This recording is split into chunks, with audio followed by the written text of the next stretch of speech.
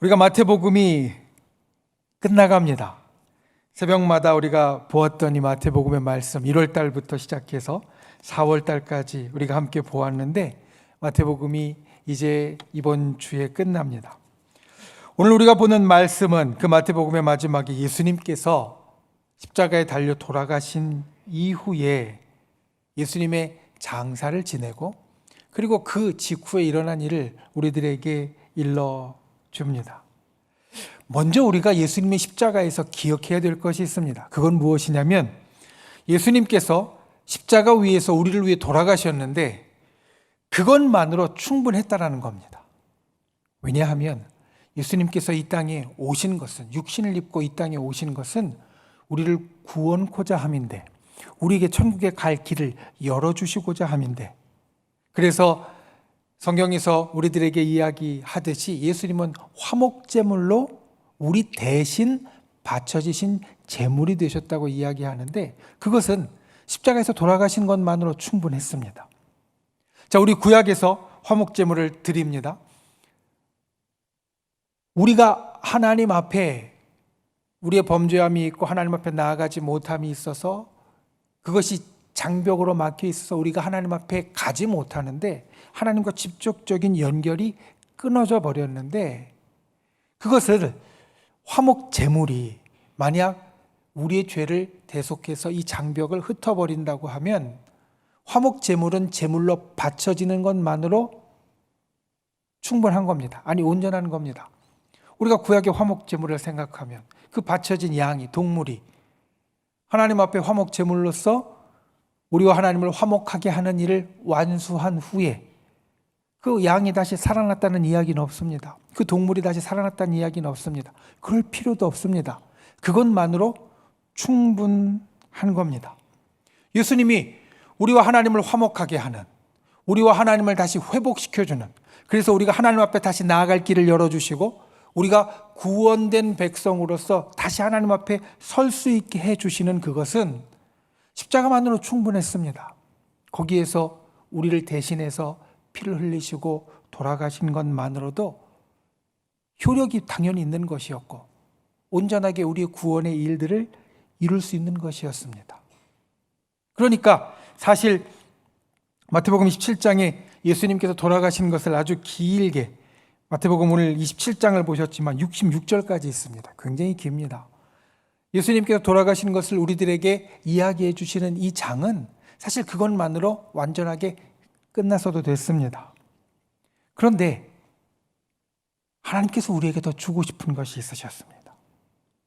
하나님은 항상 사실 우리에게 더 주고 싶어 하셨습니다. 이것은 성경을 통하여서 보면 우리들에게 계속해서 나타나는 겁니다. 에덴 동산에 살았던 아담과 하와가 하나님 앞에 범죄했습니다. 그래서 그 범죄함의 결과로 모든 고통을 짊어지게 되었습니다. 거기까지 사실 끝난 겁니다. 왜냐하면 이미 하나님께서 말씀해 주신 겁니다. 저 동산 중앙에 있는 나무의 실과를 먹으면 너희는 정령 죽으리라. 그리고 그러한 나와의 관계, 하나님과의 관계가 끊어짐으로 인해서 고통 가운데 들어가는 것은 이미 정해진 겁니다. 끝났습니다. 그런데 하나님은 거기서 멈추지 않으십니다. 그들에게 가죽옷을 입혀주시고요. 그리고 그들의 가족의 삶을 계속해서 돌봐주십니다. 가인이 아벨을 죽였을 때 그 아벨의 핏값을 가인이 받는 것이 마땅했습니다. 가인이 도망갔습니다.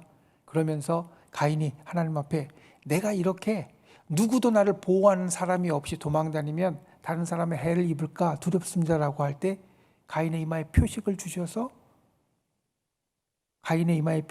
주셔서 그가 하나님이 그 뒤에 있는 사람이라는 것을 알게 하셨습니다. 가인이 쫓겨나는 것으로 그냥 끝났어도 됐습니다. 동생의 핏값을 그냥 감당하는 것으로 끝났어도 됐고 가서 다른 사람에게 해코지를 당하거나 다른 사람에 의해서 행여 죽임을 당할지라도 사실 하나님께서 마땅히 그렇게 될 것이라고 그냥 내버려 두셨어도 됐습니다. 그런데 하나님은 거기서 멈추지 않으시고 그 죄의 결과대로 유리하는 자가 되었지만 그 이마에 징표를 주심으로 그가 여전히 하나님이 돌보시는 또는 생각하시는 하나님의 관심 안에 있는 그런 사람인 것을 나타내 주셨다라는 겁니다. 하나님은 우리의 아버지이신 하나님은 항상 우리에게 더 주시고자 하십니다. 예수님의 부활과 승천을 우리가 어떻게 이해할 수 있을까? 십자가만으로 사실 충분했는데 구약부터 계속해서 예언되어져 온 것은 어린 양이 너희를 위해서 그와 같이 죽고 너희를 회복시켜 주실 것이다 라고 계속해서 예언되어지신 것은 이미 십자가에 달려 돌아가심으로 다 이루셨습니다. 예수님께서 마지막 십자가에서 하신 말씀대로 다 이루셨습니다. 끝났습니다. 거기에서 아무것도 안 해주셔도요, 하나님은 우리에게 예정하신 것을 이미 다 주신 겁니다. 완성하신 겁니다. 그런데 더 주시는 것은 우리에게 있어서 하나님과의 회복 그리고 영원한 구원이 중요하지만 우리가 영원한 구원을 받았다고 해서 지금 즉각 하늘나라로 가는 자가 아니고 언제나 이야기하는 것처럼 우리 신앙인은 이 땅에 발을 딛고 여전히 살아가는 사람이고 이 땅에서 우리가 겪는 여러 가지 어려움들 가운데 우리에게 여전히 소망이 있어야 하는데 이 땅에서 우리가 경험하는 여러 절망 가운데 우리에게 소망이 있어야 되는데 우리가 경험하는 가장 큰 절망이 죽음입니다. 사람이 경험하는 가장 큰 절망은 죽음입니다. 때로는 우리의 가족이나 아니면 우리의 먹고 사는 것이나 아니면 우리 하는 일이나 이런 데서 우리에게 절망스러운 일이 있을 수 있지만 그 모든 절망도 죽음이라는 절망에 비교하면 사실 약합니다. 아니, 비교될 수 없습니다. 그러니까 우리가 사는 이 땅 가운데 예수님이 십자가로 인하여서 우리의 죄를 대속하여 주셨고 하나님과 회복시켜 주셨고 구원을 가진 자가 되었지만 여전히 발을 딛고 이 땅을 살아가는 우리 가운데 하나님은 우리 아버지는 소망을 주기 원하셨고 우리가 이 땅을 살아가면서 겪는 가장 큰 절망인 죽음을 이기는 소망을 우리 아버지는 주기 원하셨습니다. 그리고 그 첫 열매로 일어난 일이 바로 예수님께서 다시 살아나신 겁니다. 예수님의 구원 사역을 통하여서 우리에게 주시는 소망, 그 궁극의 모습이 바로 부활입니다. 물론 예수님은 이 땅에서 공생의 사역을 사시면서 우리들에게 많은 소망을 주셨습니다. 병도 고쳐주시고 먹을 것도 주시고 또 다른 기적들을 통하여서 주님은 우리들에게 많은 소망을 주셨습니다. 그런데 그 모든 소망들 가운데 가장 큰 소망은 우리가 죽을지라도 죽지 않고 죽을지라도 다시 살아날 수 있다는 소망이고 그 소망을 예수님께서는 친히 부활이라는 것을 통하여서 우리들에게 나타내 주셨습니다. 그리고 또 예수님은 사실 부활 이후에 우리에게 더 큰 소망을 주십니다. 자, 우리가 항상 이야기하지만 예수님의 무덤은 없습니다. 세상의 모든 성인들의 무덤은 있지만 예수님의 무덤은 없습니다. 만약 예수님이 부활하신 데서 끝났다면 우리는 예수님의 두 번째 무덤을 사실 기대해야 될 겁니다. 예수님께서 첫 번째 돌아가셨다가 부활하신 무덤, 그리고 부활하셔서 사시다가 다시 돌아가신 무덤, 우리 이것을 사실 기대해야 될 겁니다. 그런데 예수님은 이것을 깨십니다. 부활하신 몸으로 그대로 승천하심으로. 그래서 우리에게 영생이라는 소망을 또 주시는 겁니다.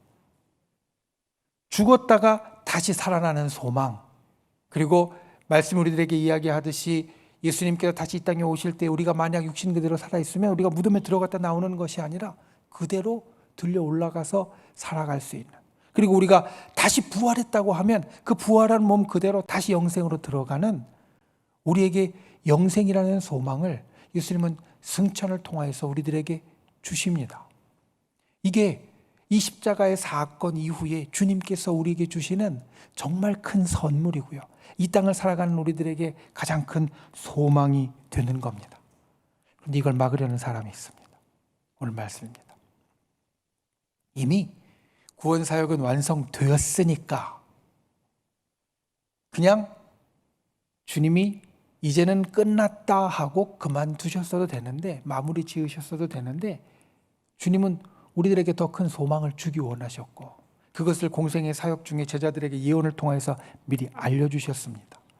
그래서 우리에게 하나님과 회복되어지는, 그리고 하나님과의 관계가 다시 원래대로 돌아가는, 에덴 동산에서와 같이 우리의 죄의 장막이 다 무너지고 나와 하나님 사이를 가로막고 있는 것들이 다 사라지고 그리고 원래대로 회복되는 것을 넘어서서 여전히 이 땅을 살아가는 우리가, 발을 딛고 살아가는 우리가 세상 일들 가운데 가장 큰 절망을 이길 수 있는 소망과 그리고 그 위에 영생까지 바라볼 수 있는 그러한 일들을 우리들에게 주려고 하셨습니다.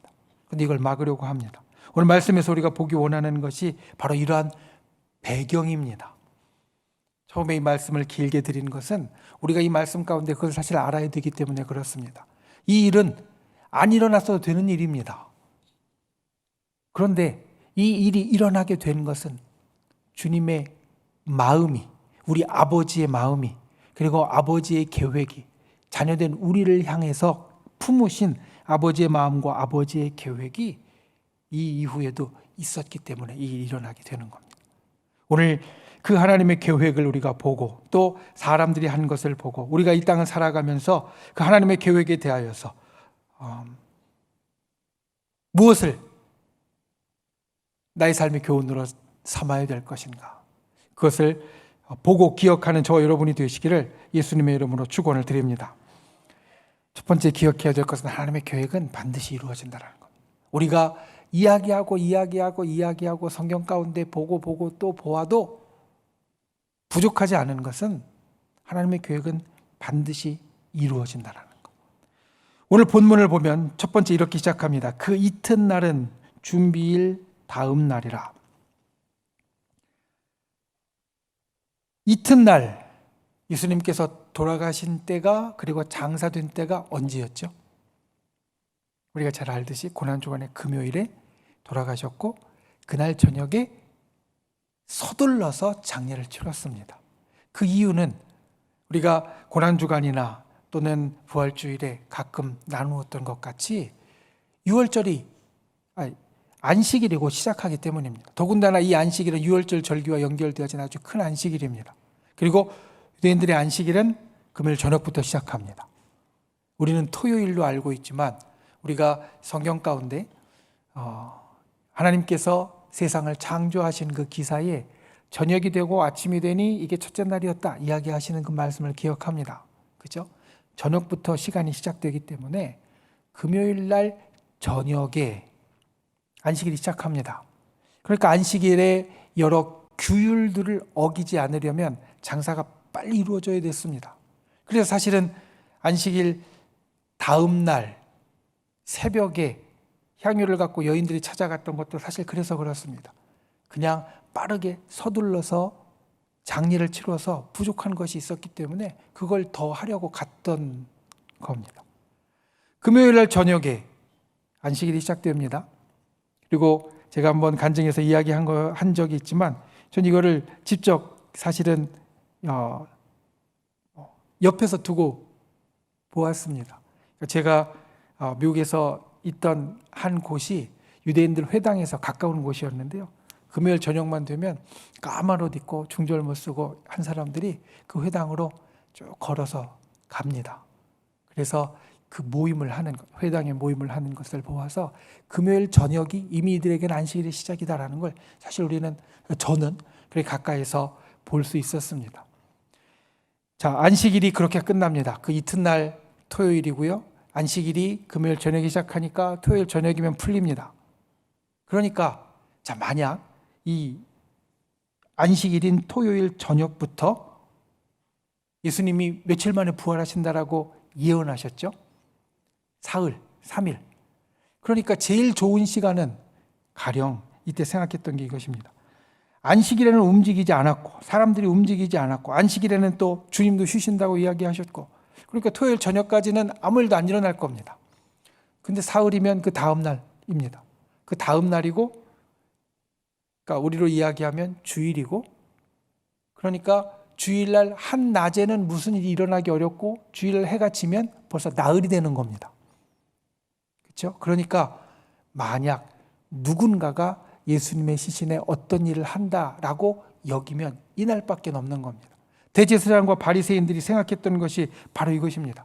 자, 예수님이 이 예수라는 사람이 죽기 전에 내가 사흘 만에 부활할 거라고 이야기를 했는데, 만약 그 일을 이루기 위해서 제자들이 시체를 훔쳐간다면, 아니면 예수님의 추종자들이 그 시체를 훔쳐가거나 무슨 일을 벌인다면 이때다. 왜냐하면 예수님을 따르던 예수님의 추종자와 제자들이 다 유대인이었기 때문에 장례도 그렇게 서둘러서 했잖아요. 안식일에는 아무 일도 안 일어날 걸 압니다. 그리고 그날 둘째 날이 지나고 이 저녁 시간 지나면, 그러면 셋째 날 이제 지나가고 넷째 날로 넘어가는 걸 아니까 이 토요일 저녁, 토요일 밤 무슨 일이 있으면 이때 일어날 것이다, 이렇게 생각하고 대제사장과 바리새인들이 빌라도에게 경비를 요구합니다. 여기에서 우리가 볼 수 있는 게 있습니다. 이 유대 지도자들이 예수님을 배척하기만 하고, 예수님을 싫다라고만 이야기하고, 예수님을 어떻게든지 잡아 죽이려고만 했던 것 같은데, 그들은 예수님이 무슨 말을 했는지, 예수님이 어떤 행적을 했는지 사실 다 알고 있었다라는 겁니다. 우리가 알듯이 제자들은 몰랐습니다. 제자들은 예수님께서 죽었다가 사흘 만에 살아나야 되리라라는 말을 3번이나 하셨는데, 순환과 부활 예고를 복음서에 보면 3번이나 하셨는데, 첫 번째는 알아듣지도 못하고요, 두 번째는 근심 가운데 있었다라고 이야기하고, 이렇게 성경 우리들에게 보고해 줍니다. 바로 옆에 있던 제자들도 잘 깨닫지 못하고 알지 못했던 일을 유대 지도자들은 이미 다 알고 있었던 겁니다. 그래서 방비를 요구합니다. 빌라도가 대답합니다. 65절에 보면 이르되 너희에게 경비병이 있으니 가서 힘대로 굳게 지키라. 그리고 경비병과 함께 가서 돌을 인봉하고, 돌을 그냥 굴려서 움직이는 이런 그대로 내버려 둔 게 아니라 움직이지 못하게 딱 인봉하고, 그리고 무덤을 굳게 지켰다. 자, 대제사장과 바리새인들의 계획은, 대비는 이것이었습니다. 예수라는 인물을 우리가 어렵게 잡아 죽였는데, 바로바라는 중죄인까지도 놔주면서 예수라는 이 인물을 어렵게 잡아 죽였는데, 그 이후의 일을 확실하게 마무리 짓자 대비합니다. 준비합니다. 그런데 하나님의 계획은 그렇지 않았습니다. 하나님의 계획은 처음에 말씀드리는 것처럼 십자가에서 우리에게 대속의 길을 열어주시고 구원의 길을 열어주신 것만으로 끝내기를 원치 않으셨고, 우리에게 더 큰 소망을, 우리에게 부활과 영생이라는, 또한 이 땅 가운데 우리가 경험하는 가장 큰 절망인 죽음을 넘어설 수 있는 소망을 주기 원하셨습니다. 인간의 대비가 있고, 그리고 하나님의 계획이 있습니다. 무엇이 이루어집니까? 인간이 돌을 인봉하고 경비병으로 굳게 지켰는데 하나님의 계획을 결국은 못 이겼습니다. 여러분, 우리가 주님 앞에 신앙생활을 하며 하나님을 아는 자로, 또 주의 말씀을 아는 자로 살아갈 때 기억해야 될 것이 바로 이것입니다. 우리가 아무리 대비를 하고 우리가 준비를 한다고 해도 하나님의 계획이 이루어지지 인간의 계획이 이루어지지 않는다라는 겁니다. 초대교회 교부들과 그리고 우리 신학자들은 이 대제사장과 바리새인들의 이야기에서 하나의 놀라운 모순을, 그리고 예수님의 부활에 대한 확실한 증거를 발견합니다. 우리가 보듯이 이들은 예수님의 무덤을 제자들이 훔쳐갈까 봐 지켰습니다. 그리고 예수님의 시신이 없어진 후에 이들은 훔쳐갔다라고 말했습니다. 그런데 이 초대교회의 교부들과 그리고 예수님의 무덤, 예수님의 부활이 진실하는 것을 이야기하는 신학자들이 주목하는 것은, 이들을 훔쳐갔다는 이야기를 하는데, 그런데 이 훔쳐갔다라는 이야기 속에는 무덤이 비었다라는 것을 스스로 시인하고 있다라는 겁니다. 자, 이게 무슨 이야기냐면 예수님의 시신을 제자들이 훔쳐갔다라고 이야기를 해요. 제자들이 훔쳐가지 않았다라고 이야기하면, 그러면 그리고 제자들이 훔쳐간 사실이 진짜 없으면 초대교회 교회의 지도자들, 교부들은 알았기 때문에 이게 없으면 예수님이 무덤이 빈 것이 그냥 사실이 되는 겁니다. 무덤이 비었다라는 거, 훔쳐갔다라는 이야기를 대제사장이 먼저 하기 시작하면서, 바리새인들이 하기 시작하면서, 제자들이 예수님의 시신을 훔쳐가서 무덤이 비었다라고 주장을 하기 시작하면서 무덤이 빈 것은 움직일 수 없는 사실이 되었고, 제자들이 훔쳐가지 않은 것이 밝혀지면 예수님의 부활은 그냥 저절로 무덤이 비어진 것이 드러나게 되므로 밝혀지는 사실이 되어진다는 겁니다. 그들은 방비를 했는데 그 방비가 오히려 예수님의 부활이 더욱더 확실하게 인정되어지는 결과를 갖고 왔다는 겁니다. 여러분, 우리가 이 땅을 살면서 기억해야 될 것은 하나님의 계획은 정말 반드시 이루어집니다. 그러니 우리는 하나님의 계획을 위하여서 나아가는 자가 되어야 합니다. 오늘 말씀 가운데 반드시 이루어지는 하나님의 계획을 보고 그 하나님의 계획을 신뢰하는 분들이 되시기를 바랍니다.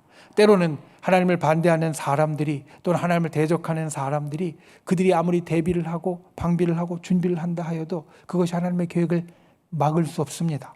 그것이 하나님의 계획을 뒤엎을 수 없습니다. 하나님께서 항상 우리에게 그같이 놀랍게 행하시는, 우리에게 더 주기 원하시고 더 많이 베풀기 원하시고 더 깊게 해주기 원하시는 그 하나님의 계획이 반드시 이루어진다는 것을 기억하는 저 여러분이 되시기를 예수님의 이름으로 축원을 드립니다.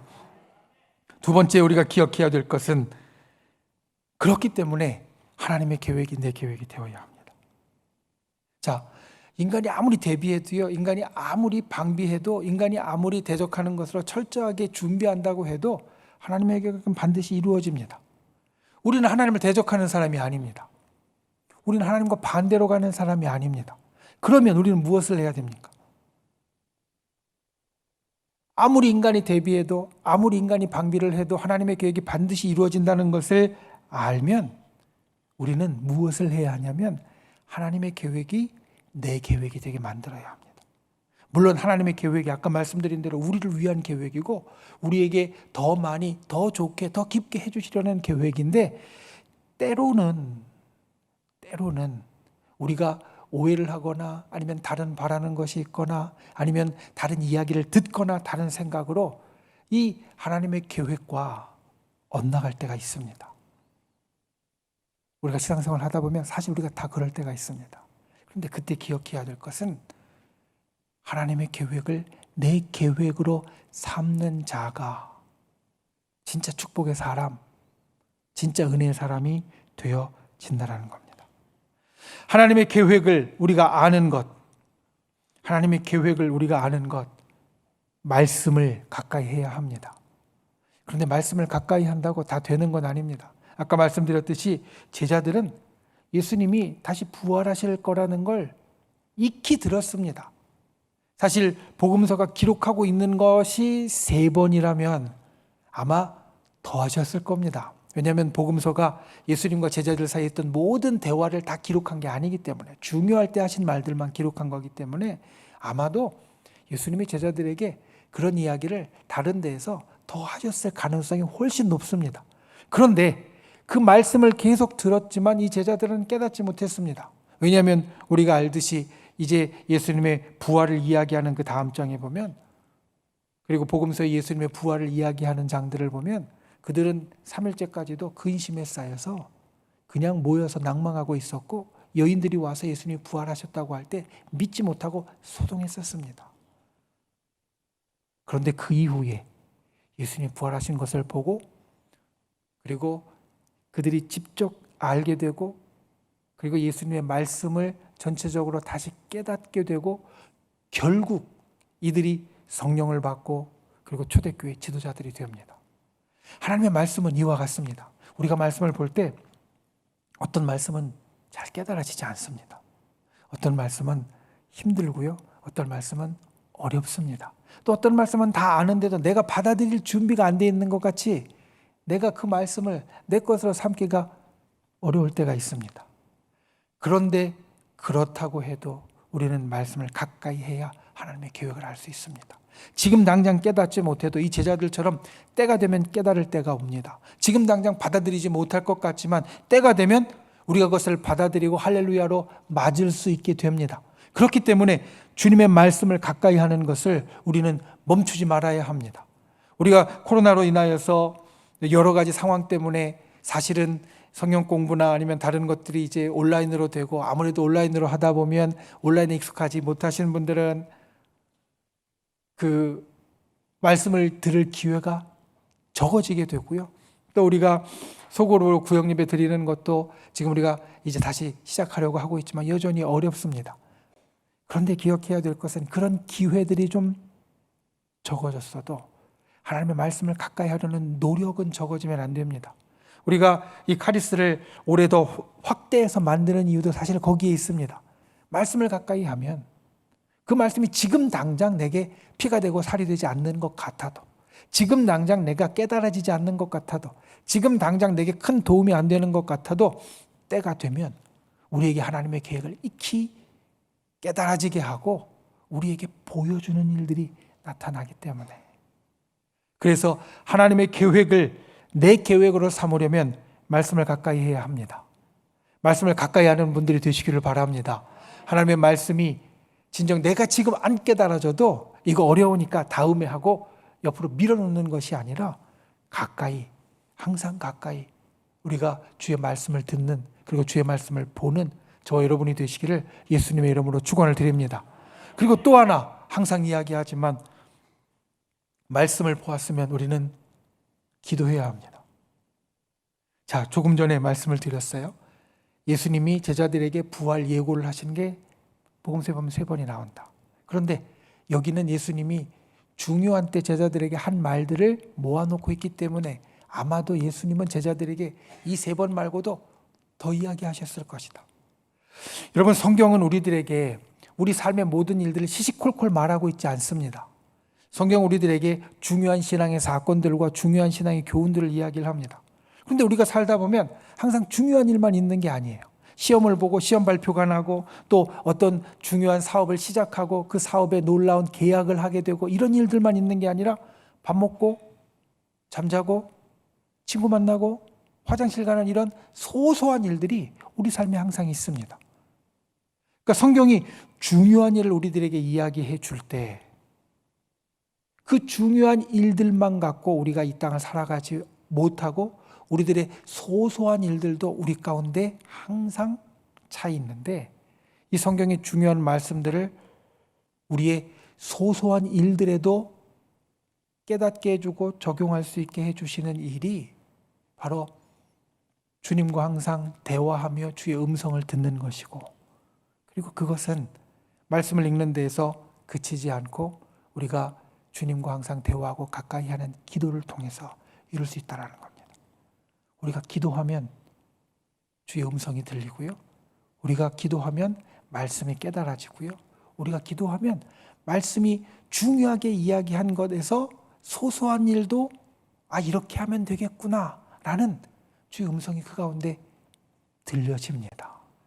그러니까 우리가 말씀을 보면 기도해야 합니다. 기도하는 것이 우리가 하나님의 계획을 알아가는 데 있어서 중요한 겁니다.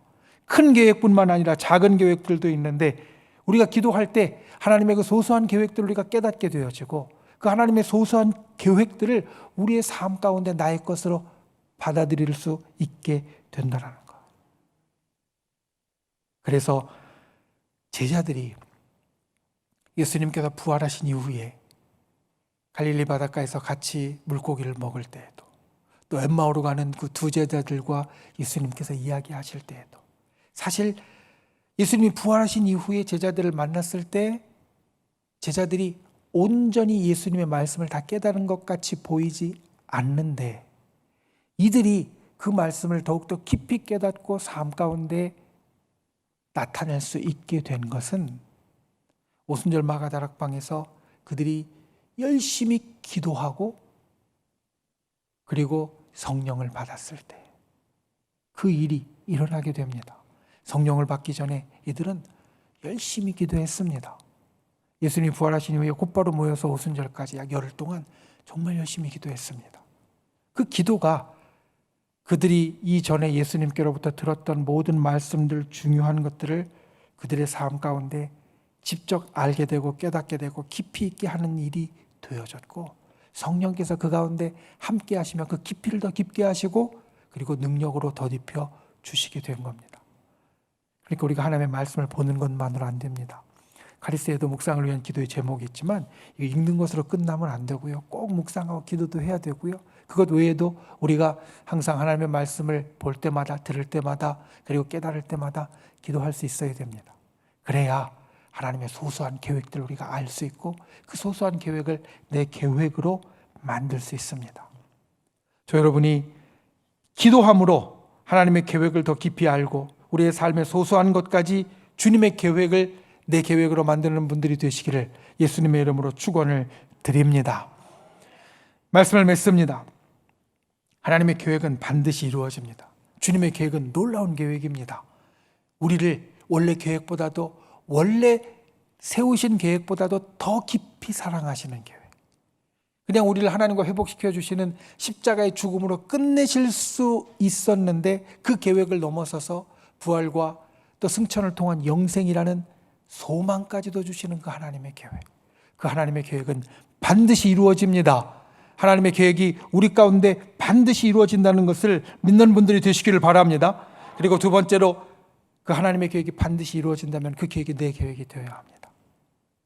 말씀을 가까이 하고 또 우리가 기도함으로 주님께서 우리 삶을 향하여 가지고 계신 계획들을 깨닫고 하루하루 살아가면서 주께서 나를 위하여 계획하신 것을 깨닫는, 그래서 그 하나님의 계획이 내 삶에 항상 이루어지는 복된 삶을 사는 저 여러분이 되시기를 예수님의 이름으로 축원을 드립니다. 기도하겠습니다. 귀하신 아버지 하나님,